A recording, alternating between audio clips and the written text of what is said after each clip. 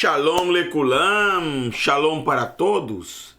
Que o Eterno te abençoe e te guarde, você, sua casa, sua família e toda a sua parentela.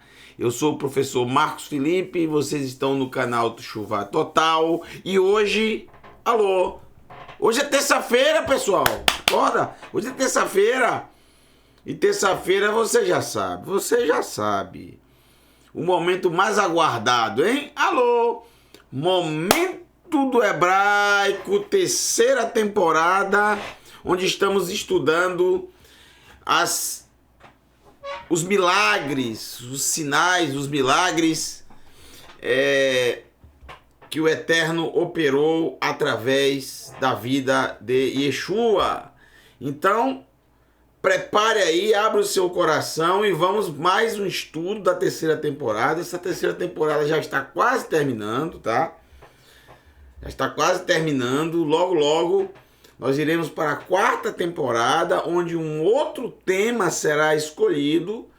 Também iremos submeter vários temas que vocês sempre enviam para nós, sugestões.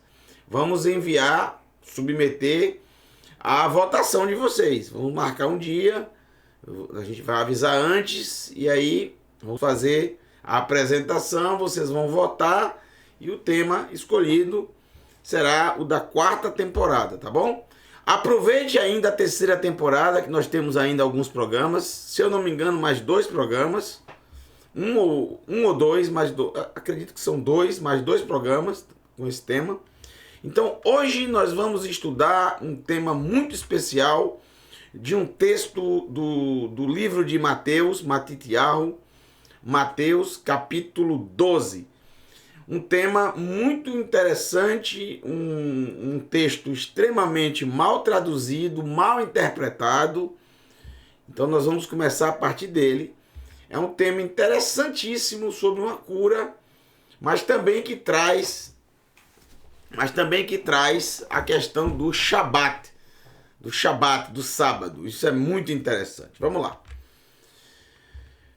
O episódio de hoje, a cura do homem da mão ressecada, da mão seca, ou como alguns traduzem, da mão mirrada. Melhor da mão seca, né? Porque essa é a palavra em hebraico. Nós vamos ver isso a partir de agora. Já abriu o coração? Abriu? Não abriu ainda? Não acredito. Então eu vou tomar uma água aqui enquanto você vai abrindo aí o seu coração, tá bom?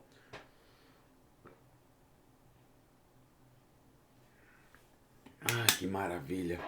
Baruch Hashem, abençoado seja o Eterno. Matitiahu, capítulo 12, verso 8. Vamos aprender o hebraico, pessoal. Vamos aprender o hebraico, a língua santa. E, como bônus, vamos aprender com o mestre, o maior de todos os tempos, insuperável. Vamos lá. Estou falando de Yeshua, é óbvio. Que, pois, ou porquê. Matitiahu 12, verso 8. Não tem como a gente ler do início, porque não temos tempo para isso. Mas o que nos interessa é a cura. Eu quero ler esse trecho aqui, porque ele faz toda a diferença no entendimento dos próximos. Que, porque, pois, Ben Adam, o filho do homem, o filho de Adão. Quem é o filho de Adão? Isso é muito interessante para entender não só esse texto aqui, como muitos outros textos da Escritura. Porque esse termo não é um termo exclusivo dos escritos nazarenos. Não. Esse é um termo do Tanar. Ou seja, da Bíblia. Alguns chamam Bíblia hebraica. Tanar. O que é Tanar, para quem não sabe? Tanar é a junção de 3 palavras: Torá, os 5 primeiros livros, Neviim, os profetas, começando em Yehoshua e terminando em Malachi, Malaquias, e os Ketuvim, escritos, começando em Tehillim, Salmos, e terminando em Divrei Hayamim Bet, 2 Crônicas. São os escritos. Tanakh é a junção dos 3. Muito bem. Esse é um termo do Tanakh.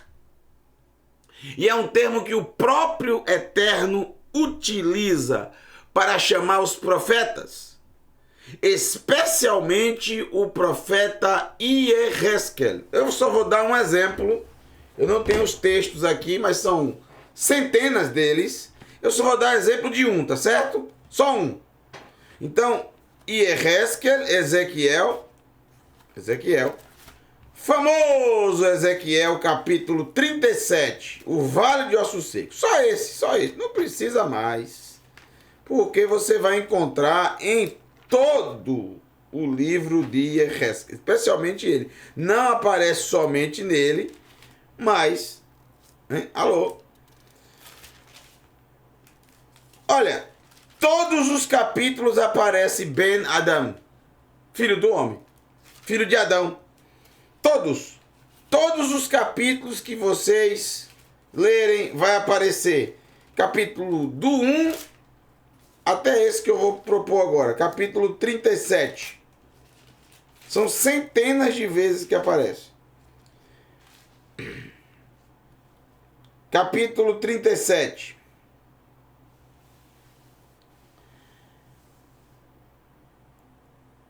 Verso 3. Ele me perguntou, o Eterno me perguntou: Ben Adam, Ben Adam, filho do homem, podem esses ossos viver? Capítulo 38, estou aqui do lado, já no verso 1, 2. Ben Adam, filho de Adão, filho do homem, volte seu rosto. E assim sucessivamente em todos os capítulos. Capítulo 39. Quanto a você, Ben Adam, filho de Adão. E assim sucessivamente. Gente, preste bem atenção nesse termo. Esse termo não é um termo exclusivo de uma pessoa ou de outra. Esse é o termo que se enquadra em todos, repito, todos os seres humanos. Todo ser humano é Ben Adam, é filho do homem, Ben Ha-Adam, para ser mais preciso na grafia, Ben Ha-Adam, filho do homem, filho do Adão, de abençoada memória, de abençoadíssima memória, o nosso pai, o pai de todos. Existe um ser humano que gerou todos que existem. Existia um ser humano, e existe, mas não está vivo, está aguardando a ressurreição, como todos que morreram. Está aguardando a ressurreição. Ele é o nosso ancestral comum, se você quiser chamar esse termo que a ciência usa. Ele é o pai de todos. Adão. Ao contrário do que muita gente pensa, e nós aqui da Techuvá Total combatemos muito isso, existe vários grupos que utilizam certos termos para demonstrar o racismo, o preconceito. Um grupo muito famoso do meio religioso, principalmente do meio religioso e também não religioso, de Israel, utiliza muito o antissemitismo. Antissemitismo é aquele ódio aquele ódio sem explicação para o povo de Israel. Apesar que o termo antissemitismo é um termo, eu diria, deixa eu dizer, muito equivocado esse termo. Até porque antissemitismo, antissemita, semita não é só o povo de Israel. Todo aquele que vem de Shem é semita. Semita quer dizer veio de Shem. Quantos povos vieram de Shem? Os árabes, por exemplo, são também semitas. Os árabes que existem até hoje são semitas. São povos semitas. Os egípcios não são semitas. Mas os árabes e todas as nações que envolvem são todos semitas. Então, quando se fala antissemitismo, é como se englobasse a todos, mas não, engloba somente ao judeu ou ao povo de Israel. Deveria ser o termo anti-Israel, não antissemita. Eu não gosto muito desse termo. O antissemitismo é praticado contra o povo de Israel, contra o povo judeu, não contra os árabes. Contra os árabes já é outro tipo de preconceito. Preconceito muito gerado a partir do ataque das Torres Gêmeas. Alô, em 2001 para cá, os árabes muçulmanos, principalmente os muçulmanos, passaram a ter bastante preconceito em todos os lugares do mundo. Isso é verdade. Mas isso não é antissemitismo que as pessoas dizem. Só um parêntese aqui. Mas eu queria ser o primeiro a criar. Vocês sabem muito bem que eu odeio esse tipo de rótulo. Na verdade, eu odeio todos os tipos de rótulos. Combato todos eles. Eu ignoro todos eles também, porque é uma tremenda de uma bobagem. Rótulo é a coisa mais boba que existe. Deixa eu dizer. Antissemitismo, anti-isso, isso é tudo bobagem. Fora os outros rótulos que as pessoas rotulam todo mundo. Mas se eu pudesse criar um rótulo contra racismo, preconceito, eu criaria anti-adamismo. Anti-adamismo. O que é isso? Anti-adamismo. É o preconceito, o ódio irracional, religioso. A maioria dos que tem esse ódio são religiosos contra o nosso pai Adão. O pai de todos. Que loucura! Mas é. O preconceito que se tem contra ele, contra a nossa mãe Havá, Eva. Se pudesse, eu ia criar esse anti-adamismo.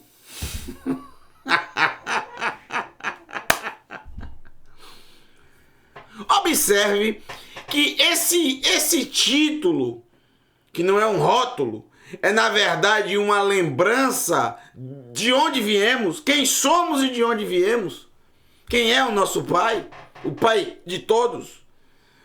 Esse título, Filho de Adão, é um título que o próprio Eterno reviveu, fez viver,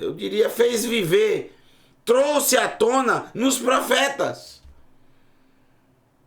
Renasceu, trouxe novamente essa ideia que o ser humano tem que entender isso, que somos seres humanos. E a palavra em hebraico para humano é exatamente Adam, que veio da Adamá, do barro, do solo. Ele é nosso pai. E nós não podemos ter vergonha só porque o nosso pai quebrou uma regrinha. Ele não assassinou. Ele não assassinou. Ele não fez falcatrua. Ele não assaltou um banco. Alô? Hein? Ele não envenenou a comida da nossa mãe para ficar com outra mulher. que eles eram uma só carne e se amavam. Não. O que ele fez? Quebrou uma regrinha. Regra essa que trouxe para o ser humano conhecimento de bem e mal. Ele fez uma coisa boa. Trouxe conhecimento. Cabe a nós decidir escolher o bem e rejeitar o mal. Pecou, errou. Mas tu nunca errou, não, é? Tu nunca cometeu um erro, não? Bem pior do que ele. As pessoas gostam muito de Abraão. Eu também gosto, também amo. Gostam muito do rei Davi. Eu também gosto, eu também amo.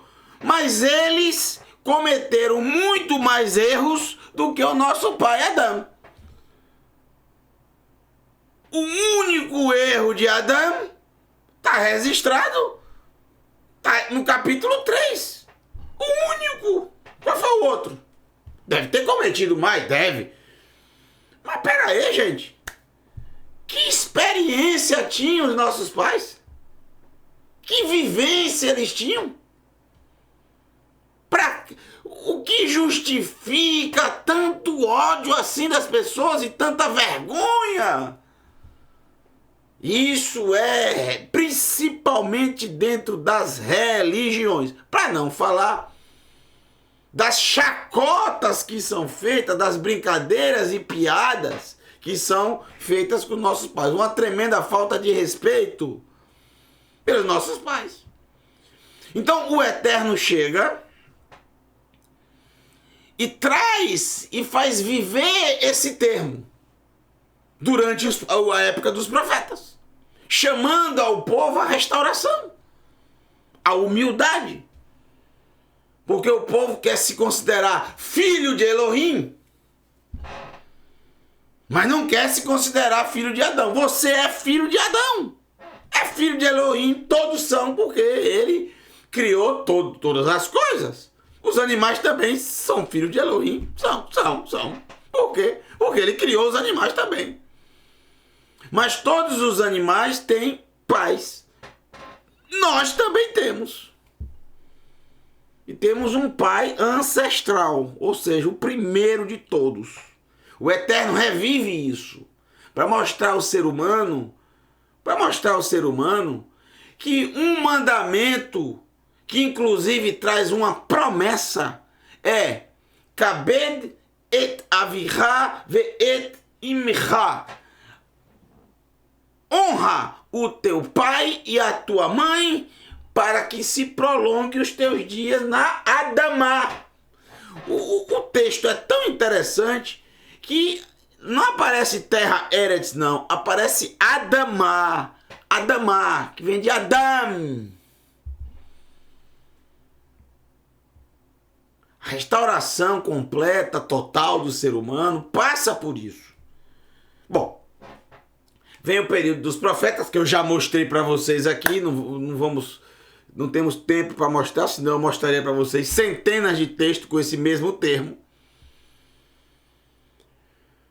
E novamente vem um período em que o povo de Israel se afasta, vem os exílios, o povo de Israel novamente se afasta do Eterno, se afasta da Torá, se afasta da palavra e se afasta também por causa das religiões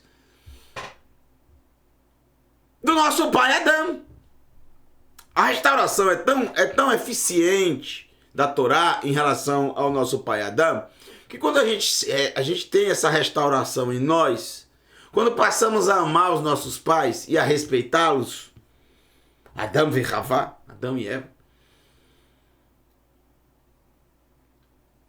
nós passamos a nossa mente ultrapassa as fronteiras de nações, fronteiras de povos, fronteiras de cor, porque quando voltamos para Adão, nosso pai Adão, de abençoada memória, que povo é Adão? Que nação é? Hein? Alô? Tem nação? Não. Todas as nações estão nele.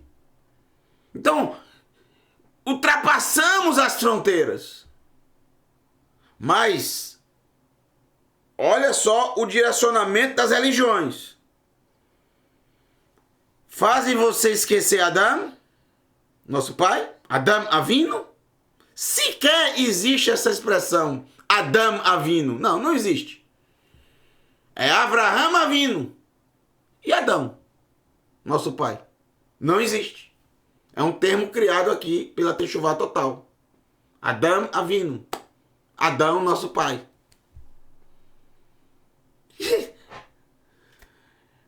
Com Avraham existem as fronteiras. Existe o povo. Existe Shem, os semitas, o povo de Israel. E aí são formadas as fronteiras. Com Adão, não. Não existe. Certa vez dos profetas, o Eterno perguntou: vocês não são filhos? O profeta perguntou, por intermédio do Eterno: não somos filhos do mesmo pai? Não somos filhos do mesmo pai? Somos. Mas as pessoas se esqueceram.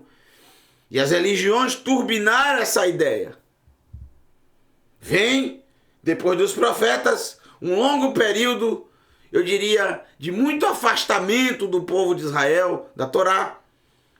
Não tinha mais profetas. E aí vem o primeiro século. Bem destrambelhado de ideias, mistura de ideias, mistura de pensamentos, mistura de grupos religiosos. E vem um parush, um fariseu, um simples parush. Não há dúvida disso. Pelo menos para mim não tem dúvida nenhuma. Tem gente que tem outros pensamentos. Ok, não tem problema nenhum. Mas Yeshua, sem dúvida, o Yeshua, Anatsiri, o Nazareno, o Galileu, ele sem dúvida nenhuma era fariseu, não tenho dúvida nenhuma disso. Não, isso não é religião, o farisaísmo não é religião, tá? Era apenas um grupo e uma forma de lidar com as coisas do dia a dia. Era, eu diria, um modelo de vida, como chama? Um estilo de vida. Um estilo de vida. Assim como os essênios eram um estilo de vida. Agora tem outro grupo chamado de Saduquim, Saduceus, que aí eu não diria nem estilo de vida, eu diria status, né? Era um status. Eram pessoas realmente que tinham mais condições financeiras. Não bastava só você falar, eu quero ser um saduceu. Não, você tinha que ter condição financeira para isso. Você tinha que ter muito dinheiro para estar na roda deles, no meio deles. Inclusive, eles eram muito individualistas. Bom, precisou chegar exatamente na rota do Tanar e usado pelo Eterno esse maravilhoso professor Galileu, hebreu, israelita, judeu, porque ele é da tribo de Judá. E ele vem trazer, é claro que escondem isso nas traduções, colocam filho do homem para esconder como se fosse um título exclusivo dele, e não é. É um título do Tanar, como eu já mostrei. E esse título filho do homem não se aplica apenas a Yeshua. A Yeshua também, porque ele sempre se considerou isso. Ben Adam, filho do homem. Ben Adam, filho do homem. Entenderam? Ele sempre se considerou isso. E não há nenhum demérito nisso, muito pelo contrário. Muito pelo contrário. Isso é algo respeitoso. Isso é um cumpridor de mandamento e humilde. O ser humano tem que ser humilde o suficiente para reconhecer de onde veio. Viemos do barro, do pó da terra. Somos isso mesmo. Não somos deuses, semideuses, espírito ou qualquer outra coisa mística que as religiões ensinem. Somos Ben Adam, filho de Adão, filho do pó da terra, do solo, desse lugar, desse barro, dessa terra. Estamos ligados a ela e sempre estaremos aqui com ela, junto dela. Nascemos dela, viemos dela, morremos e voltamos para ela. E quando ressurgirmos, ressurgiremos dela. E sempre estaremos aqui. Porque somos Ben Adam, filho do homem, filho de Adão, filho da terra, filho do solo. Isso é humildade. Mas o arrogante, ele não quer ser filho do barro, filho da terra. Ele quer ser filho de onde? Dos céus. Filho de Deus. Espírito. É a arrogância humana. É a rebeldia humana. Ensino de Nimrod. Ensino da serpente. Bom, Yeshua sempre ensinou Ben Adam. São centenas de vezes. Aparece mais nos escritos nazarenos essa expressão do que no próprio Tanar. E quem pavimentou e quem utilizou essa expressão? Yeshua. Da boca dele. Ele falando. Ele utilizando. Não somente para ele, não. Ele divulgou essa alcunha bíblica, esse termo bíblico utilizado pelo Eterno. Claro que todos nós somos filhos do Eterno.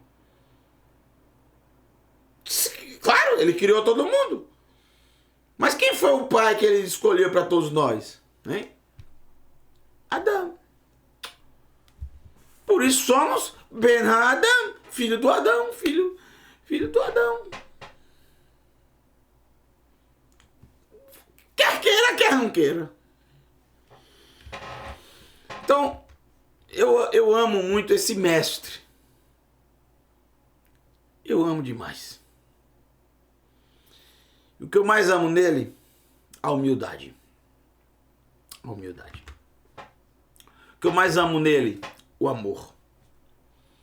Especialmente pelos menores. Os menos favorecidos. Que Ben Adam, porque o filho do Adão, filho do homem, o filho de Adão, Gam também é Adon, Senhor, Hashabat do Shabat, é Senhor do Shabat. Yeshua está falando de quem? Dele? Ou de todo aquele que é filho de Adão? De todo aquele que é filho de Adão. É só ele que também é Senhor do Shabat? Não, eu também sou Senhor do Shabat. Também. Porque quem é o Senhor do Shabat? O que é Senhor? O dono. Quem é o dono do Shabat? Ou seja, quem é que o Shabat serve? Para quem o Shabat serve? O Shabat serve o Eterno. Porque está escrito que ele descansou. Ele usufruiu do Shabat depois da criação. Ele abençoou e o santificou. Pois nele descansou de toda a sua obra. Aí Yeshua vem e diz: o filho do Adão, o filho de Adão, também é Senhor do Shabat. Quem? É claro. Porque quem é que serve ao Shabat? Nós, seres humanos, ou o Shabat serve a nós? Quem é que usufrui do Shabat? O Shabat usufrui de nós ou nós usufruímos do Shabat? Nós também descansamos assim como o Eterno. Por isso, nós também somos senhores do Shabat. Nós não seríamos senhores do Shabat se nós trabalhássemos no Shabat. Enquanto outras pessoas descansam, nós trabalhamos. Nós que estamos trabalhando somos servos. E os que estão descansando, senhores. Mas o filho de Adão, ele foi criado e esse ensino foi dado pelo Eterno na criação. O Shabat foi ensinado para o nosso pai Adão. Quando ele foi criado, está registrado em Bereshit, capítulo Gênesis, capítulo... Desde o final do verso 1, aí vem o capítulo 2 em diante. Verso 1, verso 2, verso 3.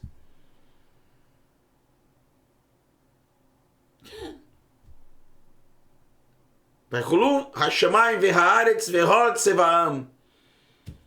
Vaishbot bayom hashivi melachto asher asa. Vaivarech Elohim et yom hashivi melachto asher asa. Vaivarech Elohim et yom hashivi vaikadesh oto kivo shavat mikom melachto bara Elohim lasot. Bereshit, capítulo 1, verso 31, capítulo 2, verso 1, verso 2 e verso 3. Foi isso que eu acabei de falar para vocês. O Eterno, ele criou tudo que existe, finalizou tudo no sexto dia. No sétimo dia, tudo que ele tinha feito estava tudo concluído. Por isso, ele abençoou o sétimo dia, o santificou, pois nele descansou de toda a obra que ele criou, que ele produziu. Bom, então o Eterno é o Senhor do Shabat. Porque no Shabat ele não continuou trabalhando, não, ele descansou. E o Shabat serviu a ele, trouxe descanso para ele. O Shabat trouxe descanso para ele.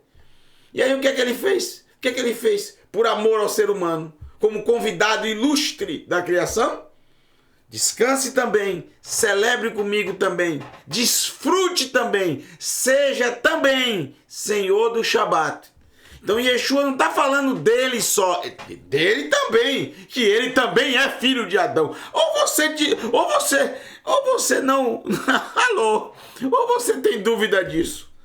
Se ele o tempo inteiro se chama de filho de Adão, você sabe quantas vezes ele se chama de filho de Adão e quantas vezes ele chama de Ben Elohim, filho de Elohim? A proporção é mais de 8 para 1. Muito mais. Eu nem fiz a conta ainda, mas é muito mais. O tempo inteiro. Especialmente nos evangelhos sinópticos. Os 3 primeiros, que seguem uma ordem cronológica, vamos dizer assim.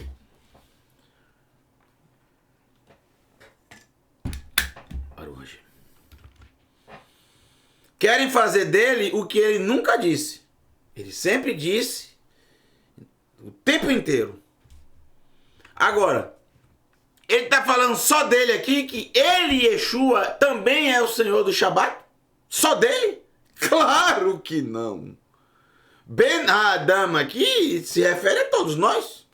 Ele também. Até porque Yeshua nunca foi orgulhoso, arrogante e prepotente. Pelo próprio contexto, não fazia sentido nenhum ele falar que só ele é também Senhor do Shabat. Não. Ele quis dizer que a discussão era dos discípulos que no dia de Shabat haviam colhido espigas para comer, espiga de trigo, para comer na hora. Estavam com fome. É totalmente permitido, porque não se pode fazer jejum no Shabat, salvo se for Yom HaKippurim, dia das expiações. Comeram. A discussão era essa. Ele quis dizer isso para os acusadores.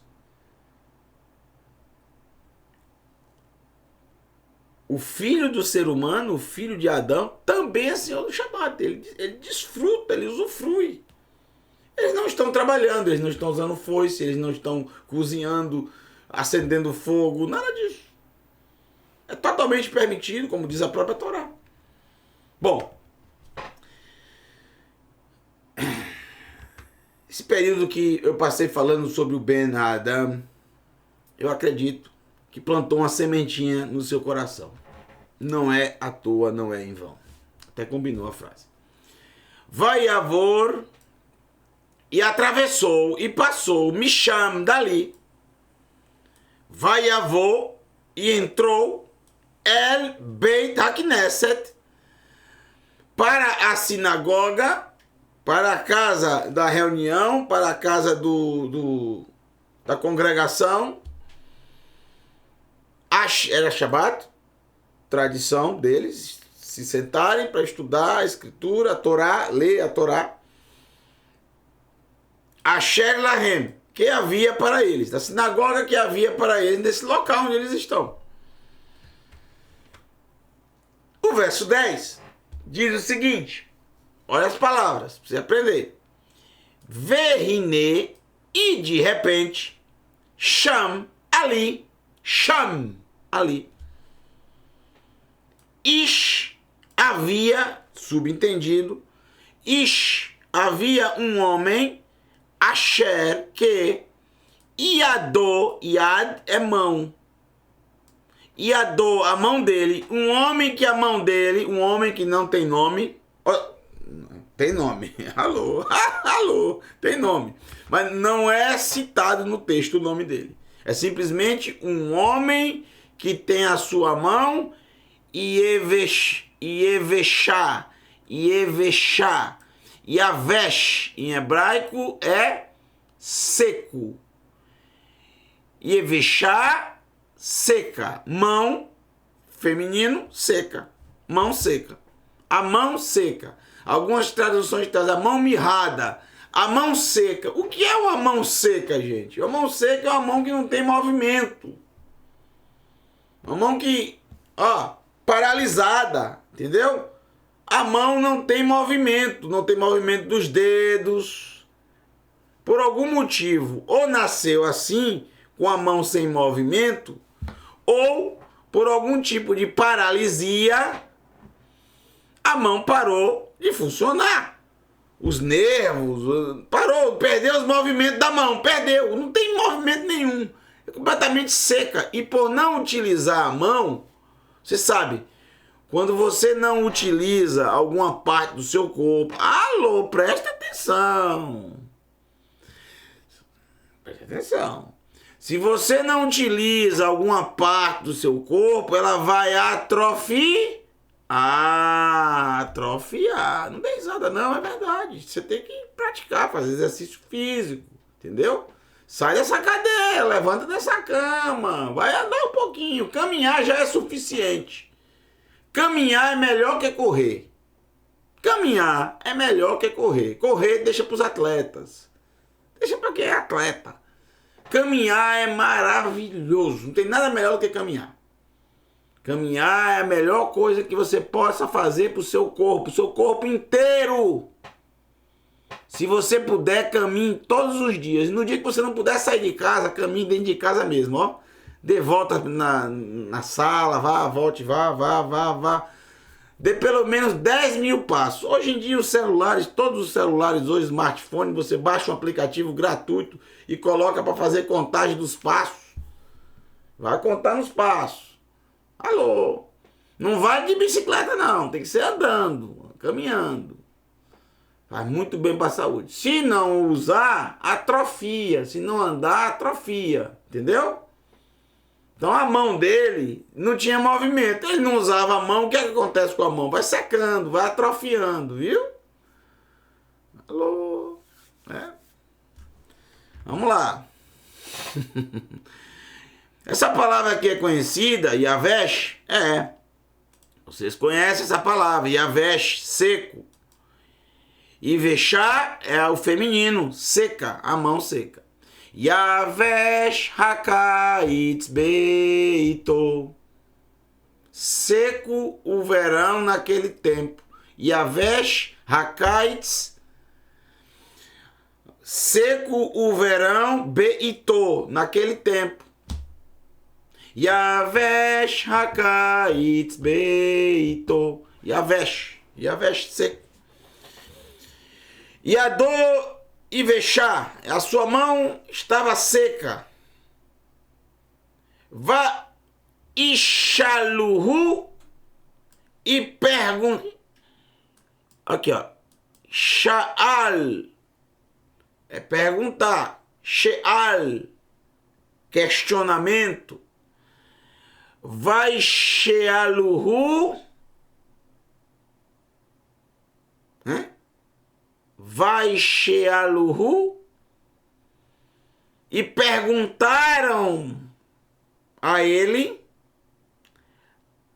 a Yeshua, Lemor, dizendo, olha a pergunta deles, dos que estavam na sinagoga, os religiosos, Haim, se Torá, conforme, de acordo, Torá. Se de acordo com a Torá, Lerapé, Rafá em hebraico é cura, Rofê é médico, Lerapé, por curar, é lícito por curar, é lícito curar, fazer a cura, praticar uma cura, Bashabat. Que pergunta mais idiota! Essa é a pergunta mais idiota que eu já ouvi na minha vida. Se é permitido, conforme a Torá, curar no Shabat? Que pergunta imbecil essa, de idiota, idiota. Repito, uma pergunta idiota. Com certeza nos dias de hoje, até religiosos jamais iriam fazer uma pergunta dessa. Nos dias de hoje, não. Porque todo mundo sabe que a vida precede qualquer mandamento. A vida é mais importante do que qualquer mitzvot. Para salvar uma vida, somente não é permitido, de acordo com a tradição. Isso é a tradição. Mas é uma tradição boa. Eu concordo com ela. Porque para salvar uma vida não é permitido idolatria, por exemplo. A idolatria, você não pode cometer idolatria para salvar uma vida. Você está... Por quê? Por que não pode cometer idolatria para salvar uma vida? Porque ao salvar uma vida, você está destruindo outra, a sua. Porque a idolatria torna você réu diante do Eterno. A idolatria te afasta do Eterno. Então, não é permitido. Morra e não faça. Como fizeram os 3 que estavam diante da fornalha. Ou se curvava diante da imagem de escultura de Nebuchadnezzar, do megalomaníaco do Nebuchadnezzar, do Nabucodonosor, do doente. Só pode ser doente. A pessoa construir uma estátua daquela, acender uma fornalha e obrigar as pessoas a se curvarem. Megalomaníaco, doente. Pior que Herodes. Sem dúvida, pior que Herodes. Chega a ser pior. O que eles disseram? De jeito nenhum. Morro e não faço. Pode me jogar na fornalha. Eu não vou cometer idolatria. Por quê? Eu vou cometer idolatria para salvar a minha vida, mas eu vou estar perdendo a minha vida sendo um idólatra. Bom. Segundo, Gilui Ariot. Incesto. Você vai cometer um incesto para salvar uma vida. Imagine que coisa terrível. É melhor morrer do que cometer um incesto. Algo expressamente proibido na Escritura. Uma total perversão sexual. 2 mulheres fizeram incesto para salvar uma vida. Veja, as 2 filhas de Lot. E criaram 2 nações terríveis. Amon e Moabe. Bom, o terceiro, derramar sangue inocente. Como Como é que você vai salvar uma vida e ao mesmo tempo vai matar a outra, né? Então, essas três coisas. Mas os outros mandamentos, para salvar uma vida, a vida precede todos. Então, como é que você pode fazer uma pergunta dessa? Até nos dias de hoje, nenhuma pessoa de sã consciência faria. Por quê? Porque é muito diferente o primeiro século dos dias de hoje. Em algum sentido, sim. Por exemplo, no primeiro século não existia esse negócio de hospital, de emergência. Não existia isso, não. Você tinha que arcar com as despesas médicas. Você tinha que contratar um médico, chamar ele, pagar ele para ele. Se fosse um curandeiro, que existe até hoje, o curandeiro também, você tinha que pagar o curandeiro, porque ele veio, se predispôs a vir, analisou a doença que o cidadão tinha, preparou ali uma erva, preparou ali um chá, preparou ali uma garrafada, chacoalhou de um lado, chacoalhou de outro, fez uma oração, fez uma coisa e puf, o homem ficou bom. Ficou bom. De alguma forma ele ficou bom. Talvez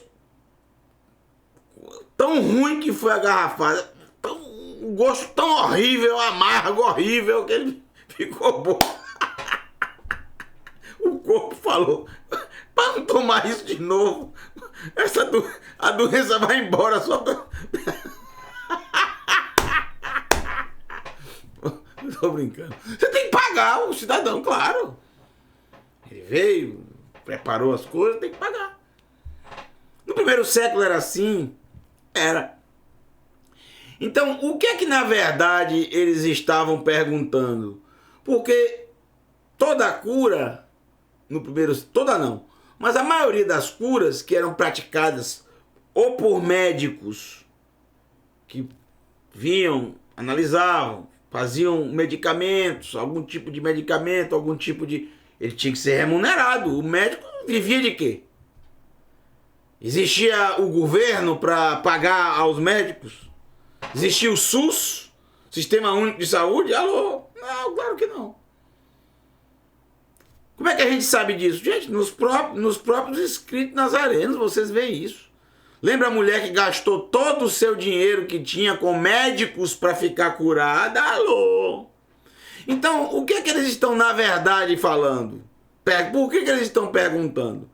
Porque, normalmente, um médico ou um curandeiro, ou até um certo profeta, que veio profetizar e curar aquela pessoa ali, por intermédio dele, não sei, ele iria querer receber. Veja Naamã, por exemplo, quando ficou limpo da Tsarat, o que é que ele queria? Pagar por isso. Mas o profeta, que era um servo do Eterno e tinha consciência que a cura não foi ele que produziu, mas veio do Eterno, e a cura do Eterno não tem preço, como nada do Eterno tem preço. Nem salvação, nem libertação, nem perdão de pecados, alô, nem conhecimento, nem o mover do Eterno, nem a cura tem preço. Se compra, não se compra.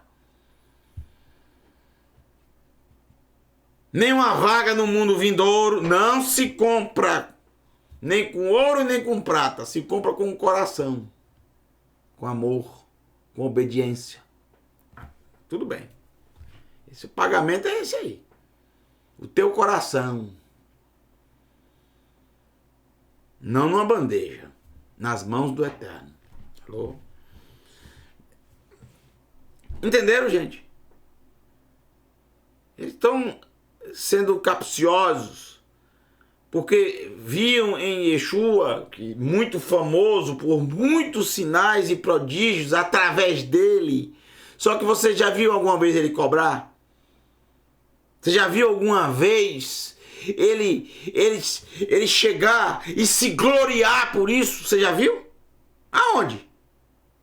Não é evangelho não, é algum comentário, porque não é ele. Muito pelo contrário, ele sempre alertava as pessoas, posso mostrar dezenas de vezes, para não comentarem sobre o assunto, para não divulgarem, para não espalharem por aí. Mas as pessoas espalhavam, elas queriam, os sinais chamavam a atenção de todo mundo, como chama até hoje os milagres.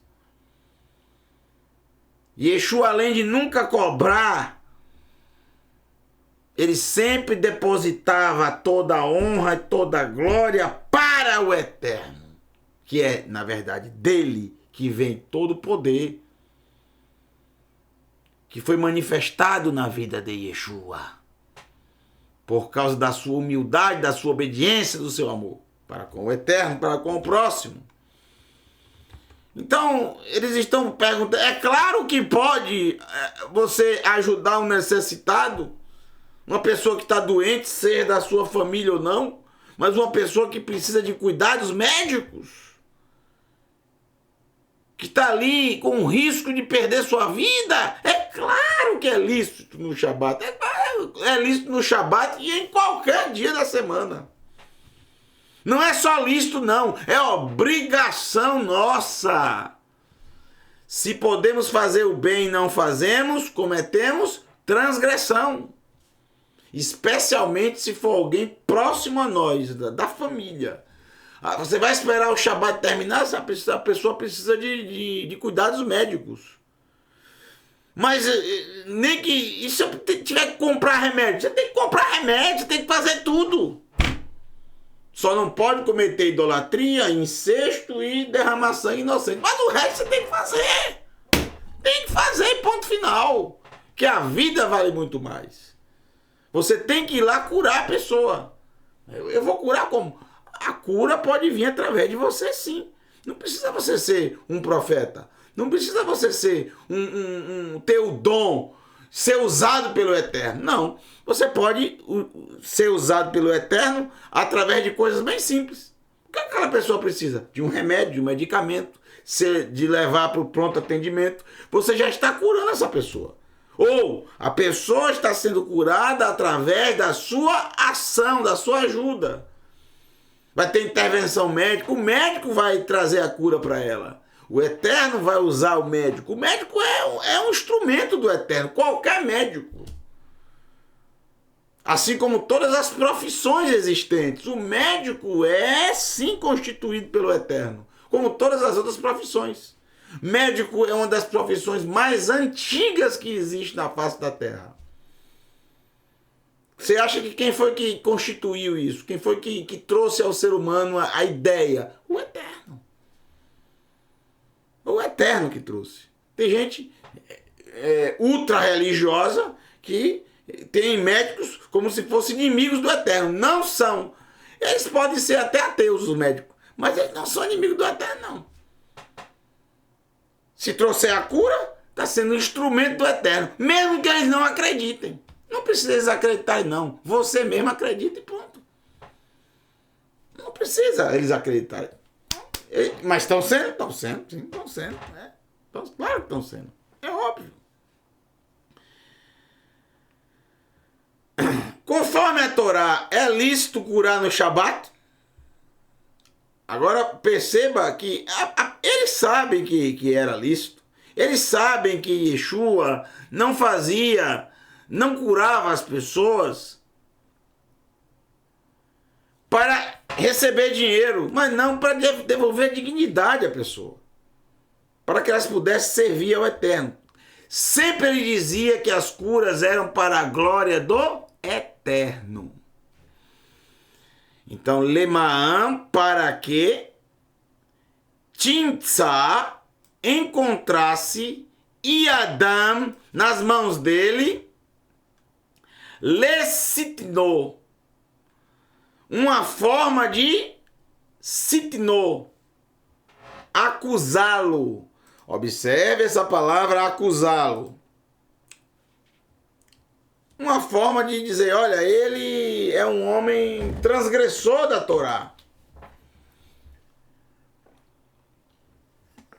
O que é a palavra, gente? Acusar. Olha só, vai ser um aprendizado para vocês hoje. Ó. Alguns já sabem.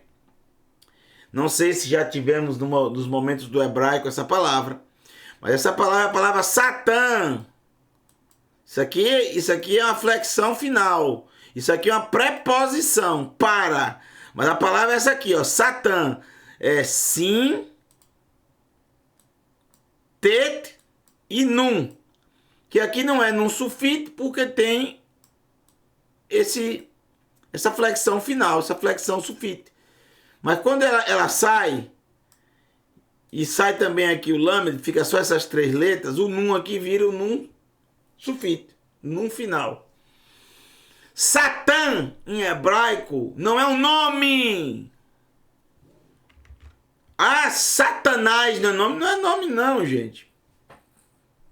Que coisa terrível. Satanás é uma transliteração da palavra Satã, que não quer dizer que é o próprio Satã. Essa palavra aparece muito mais na escritura do que você possa imaginar. Se você já lesse em hebraico a escritura, você ia ver essa palavra em diversos lugares. Inclusive sendo associada ao mensageiro do Eterno, que foi Satã para Balaão não passar pelo caminho. Ele foi Satã, ele foi adversário. Satã significa adversário, acusador. Entendeu? Nem sempre está relacionado ao dito cujo. O servo do Eterno que ele criou para acusar o ser humano, apresentar ao ser humano o mal, que foi criado assim desde o princípio. Não se modificou, não se mudou. Tudo isso é mito religioso. Mito religioso. Doutrina religiosa, dogma religioso. Ele foi criado e o próprio Yeshua diz, ele é mentiroso desde o princípio. Desde o começo. Não era um anjo de luz que se transformou no mal. Isso não existe. Tudo isso é mito. Mito religioso. Forma equivocada de se ver textos. Sem pé, sem cabeça. Já pensou? O Eterno perdeu o controle e de repente o bonzinho se transformou em mal. O Eterno perdeu o controle. Se perdeu. Ó. Eu dou risada. É engraçado, né? Se tudo que as religiões produziram em todas as épocas da humanidade fosse só isso, era até razoável. Produziu tanta bobagem. Satã, adversário, acusador. Então, esses religiosos que queriam pegá-lo aqui, que ele tropeçasse nas palavras, tentavam encontrar nas mãos uma forma para acusá-lo. Então, fizeram essa pergunta. E a resposta de Yeshua é maravilhosa, porque é sempre uma resposta com outra pergunta ou outras perguntas. Não tem resposta melhor do que responder perguntando, não é? Vayomer Aleihem, e disse para eles, quem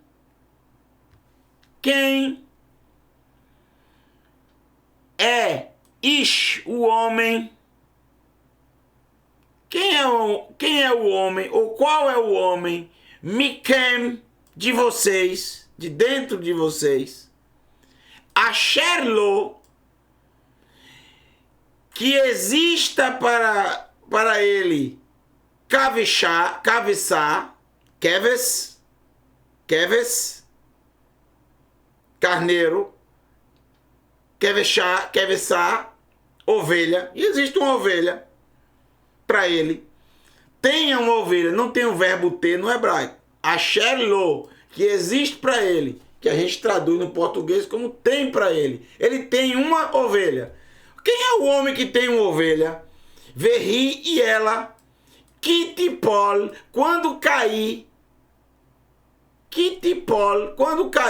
El Rabor, para um poço, ou em um poço, Bashabat, no Shabat, Lo Yahazik, não se esforçará,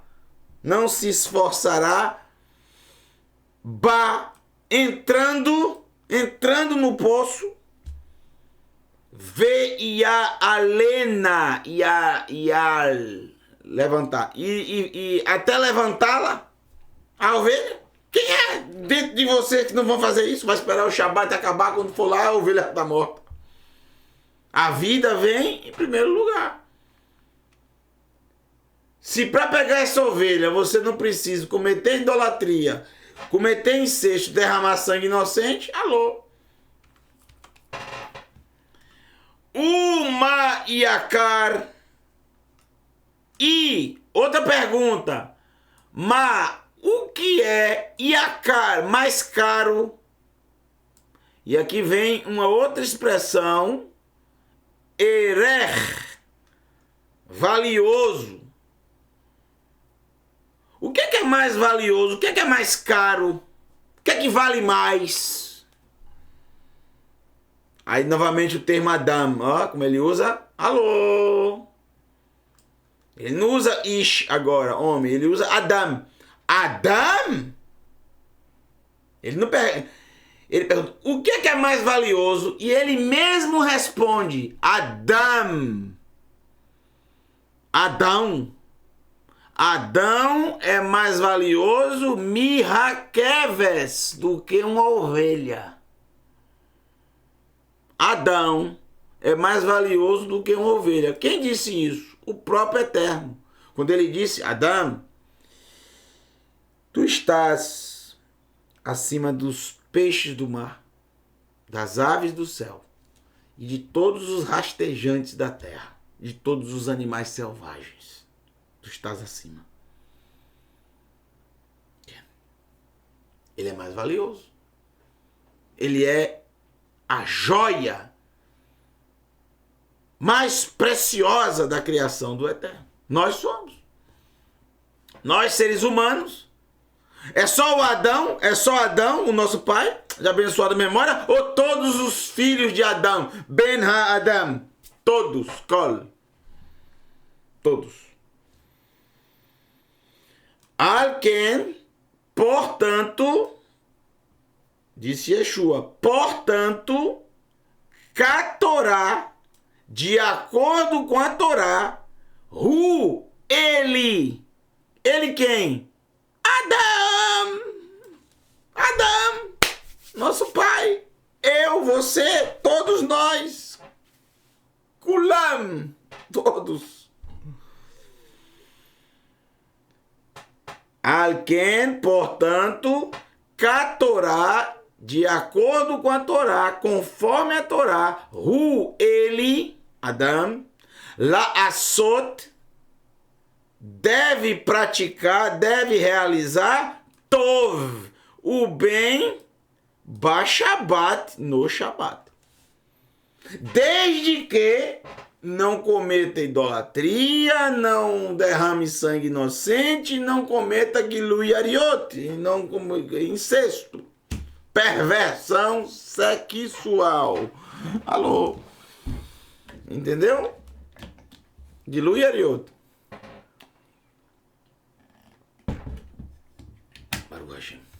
Para fechar com chave de ouro, finalizar, o verso 13, a cura.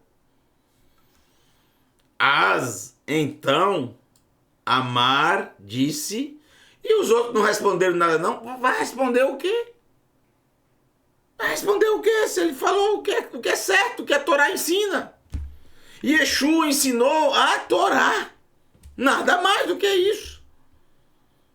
Nem o Yud, nem o Kodesh a mais ou a menos, a Torá no seu mais alto nível. Sem religião. Nunca usou religião nenhuma, nunca foi religioso. Praticante de religião não. Tu tudo que ele praticava eram conceitos da Escritura. Guardar o Shabat, estudar a Torá. Isso não é tradição, isso é Escritura Sagrada. Ler os profetas. Nunca vi Yeshua ensinar absolutamente nada que não fosse da Escritura. Esse mestre é maravilhoso. Mestre Hatanar, do Tanar. Então, Amar El Haish, então disse para o homem, Roshet, estique, et iadecha, a tua mão. Vai Yoshet, e esticou, otá, ela. Hashem. Abençoado seja o Eterno. Glorificado seja o Eterno, que através deste homem realizou tantos sinais, prodígios e maravilhas. Nunca se viu sinais tão especiais como esses registrados por mais de uma pessoa. São sinais registrados, algo que aconteceu há quase 2000 anos atrás. Quase 2000 anos. Tá chegando perto de 2000 anos já, viu? Tá perto. Tá perto. Alô? Tá bem pertinho. Bem pertinho mesmo. Eu diria, pertíssimo.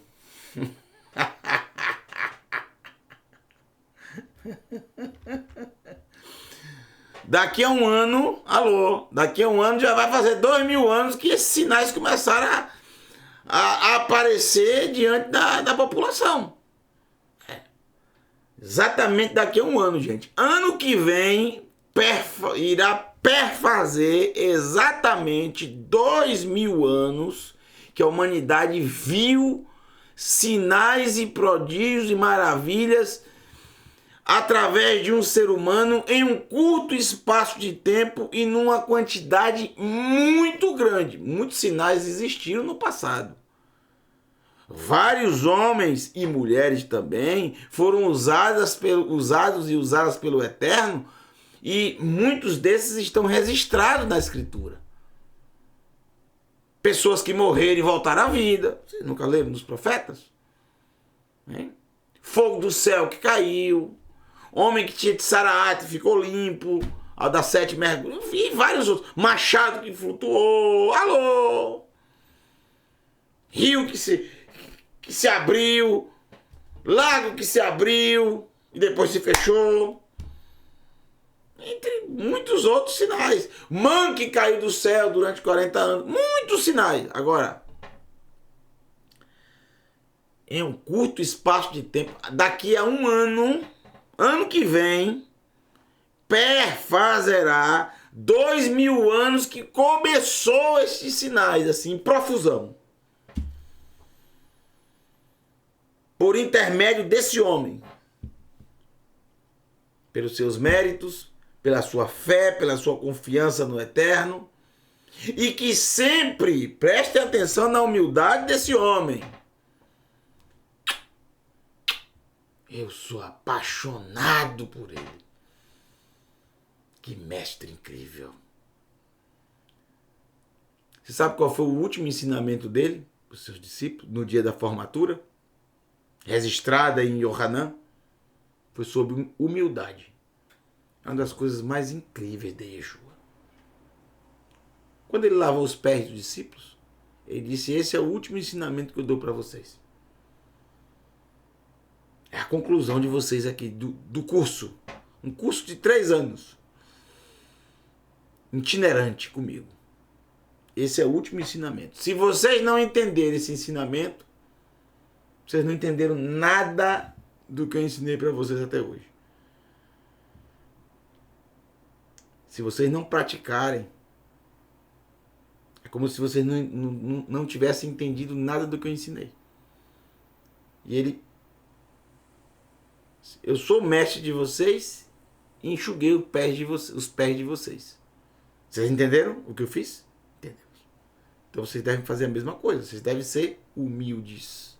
Essa é a maior lição. Se tudo que eu falei, tudo que eu ensinei, vocês não compreenderem esse ensinamento, todos os outros não servem de nada.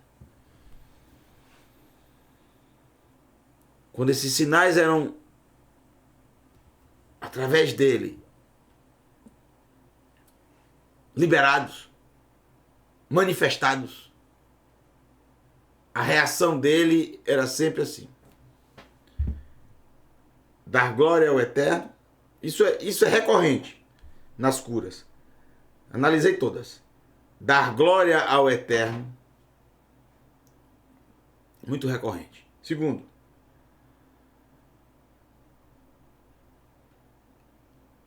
dar glória à fé de quem recebeu a cura. Ou seja, a tua fé te salvou, a tua fé te curou.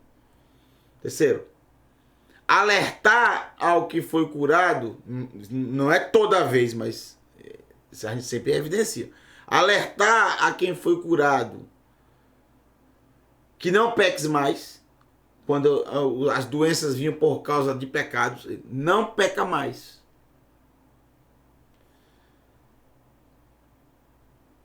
Alertar aos que foram curados e aos que estavam vendo a cura, para não saírem comentando com outras pessoas, abafarem o caso. Então isso é maravilhoso, gente. E em nenhum momento exaltar a si mesmo ou buscar a exaltação a si mesmo.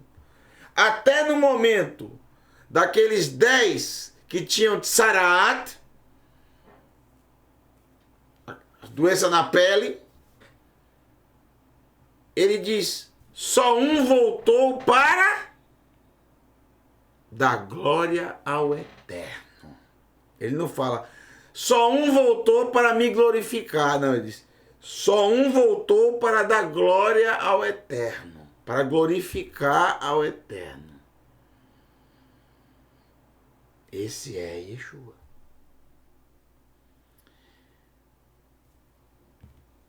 Cada vez que ele diminui, mais ele é exaltado. Porque é exatamente assim que funciona.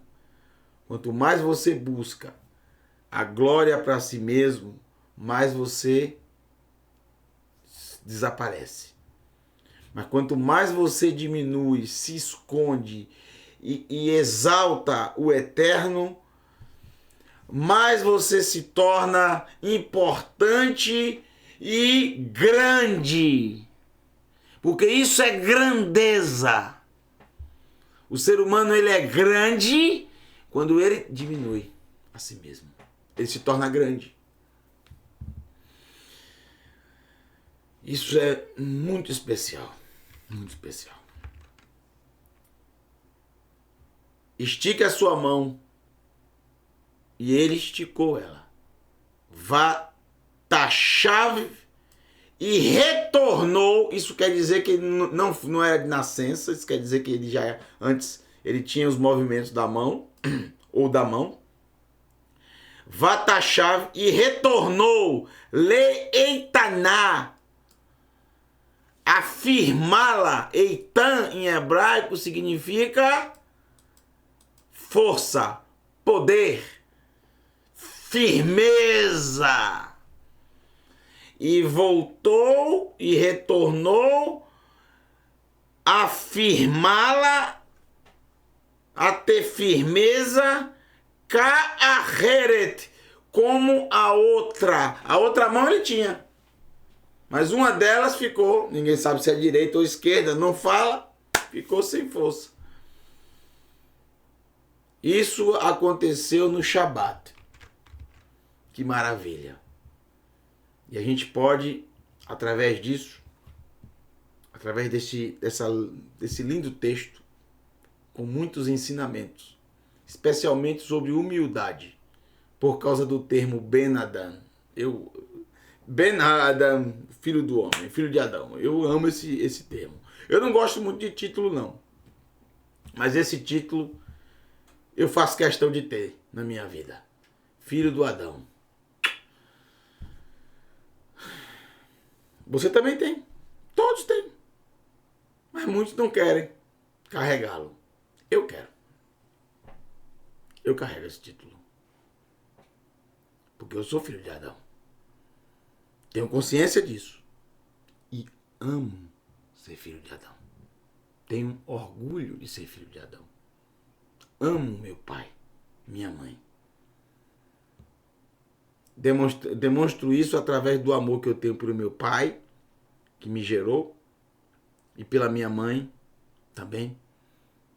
Maurício e Silvia, amo vocês. É uma forma de eu amar Adão e Eva, Adão e Eva. Meus pais são perfeitos? Não. Mas quem é que é perfeito? Também Adão e Eva também não são perfeitos. Mas isso impede da gente amá-los?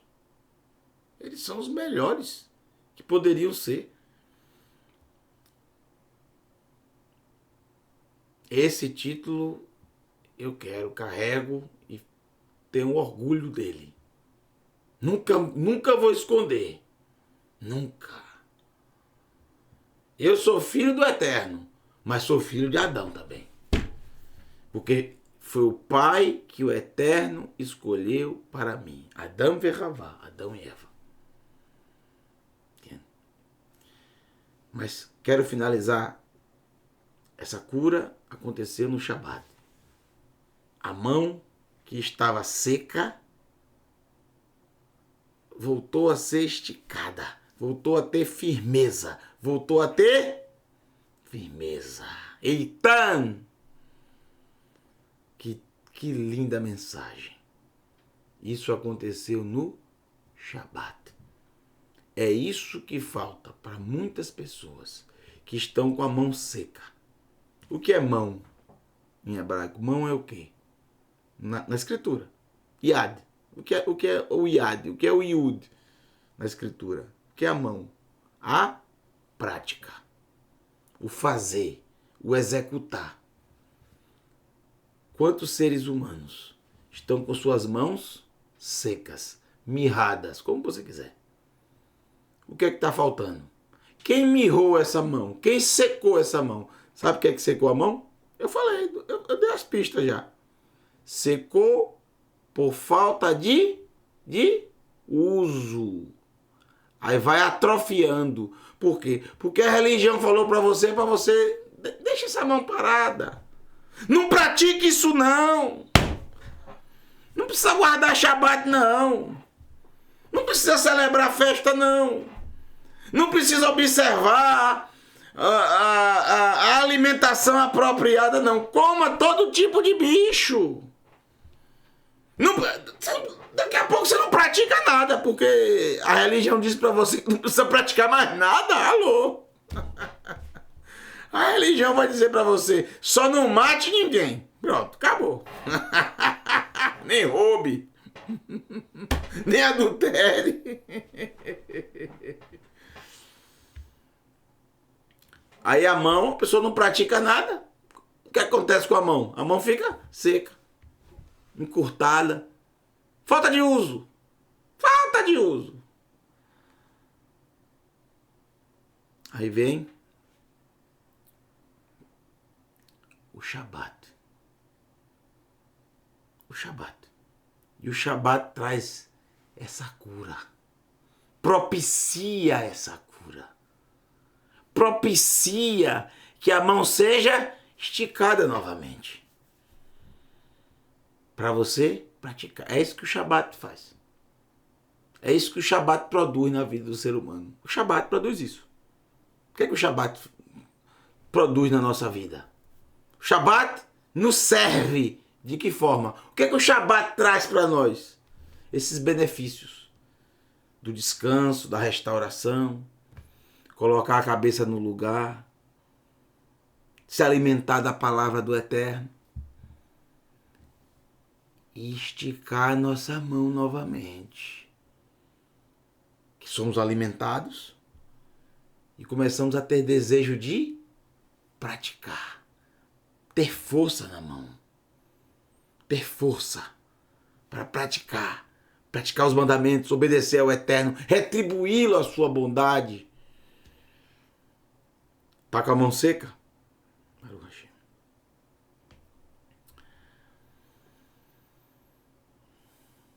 Busca o Eterno. Guarda o Shabat. Usufrui da presença dele. Usufrui da sua palavra. Aí tua mão vai esticar rapidinho.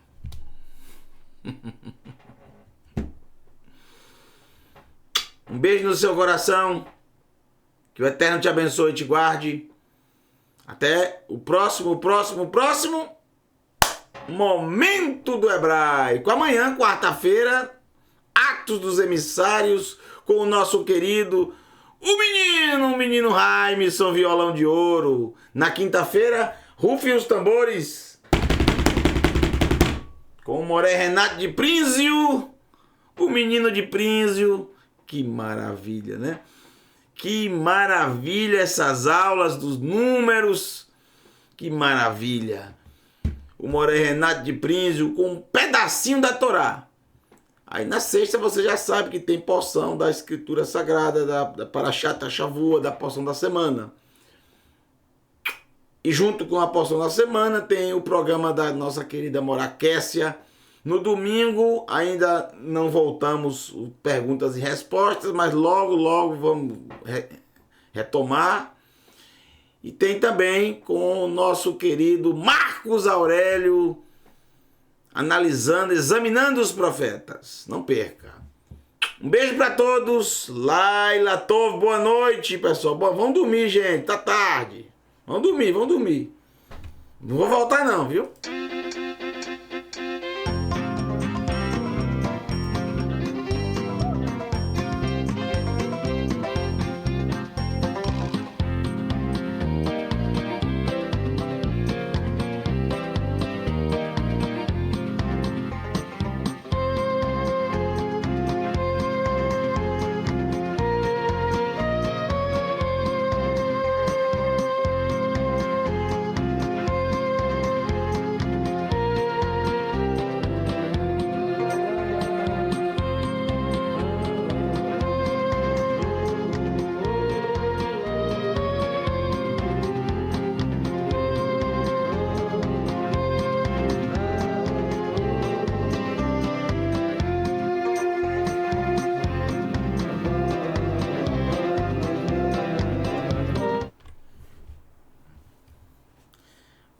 Vocês estão fazendo ainda aí, pessoal? O que é que vocês estão fazendo aí? Desliga esse notebook, gente. Desliga esse celular, desliga essa tela. Isso impede você de ter sono, essa luz. Apaga essa luz aí. Apaga essa luz. Vamos apagar a luz. Pronto.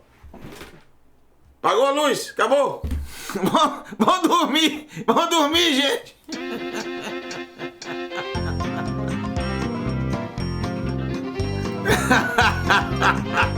Vai dormir, pessoal.